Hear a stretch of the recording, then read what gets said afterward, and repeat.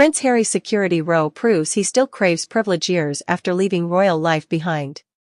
Prince Harry's long-running dispute over security arrangements in the United Kingdom has once again placed him at the center of a heated public debate.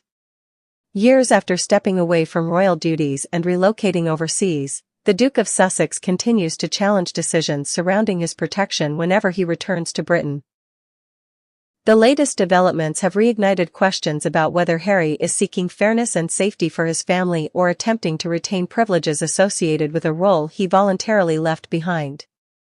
The security issue has become one of the defining features of Harry's post-royal life. Since he and Meghan Markle stepped down as senior working royals in 2020, their taxpayer-funded police protection was removed under revised arrangements. Instead, security decisions have been made on a case-by-case basis, depending on the nature of any visit to the UK. For Harry, the issue has always been deeply personal.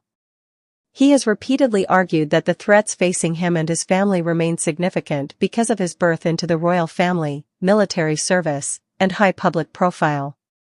He insists that adequate protection is necessary if his wife and children are to feel comfortable returning to Britain.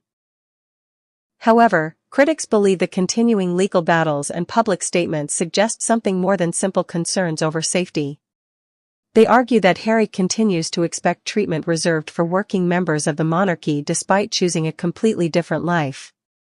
The latest chapter in the dispute emerged as reports indicated uncertainty surrounding Harry's future visits to Britain.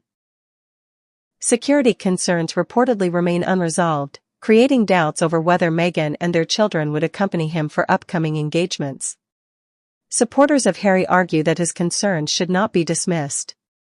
They point out that he has been the target of intense media attention for decades and that threats against members of the royal family cannot be ignored. They believe his request for appropriate protection is reasonable and should not be viewed as an attempt to gain special treatment. Opponents see the situation very differently. They argue that Harry cannot simultaneously reject royal responsibilities while expecting many of the benefits that accompanied them. In their view, stepping away from public service inevitably meant losing certain privileges, including automatic police protection funded by the British public.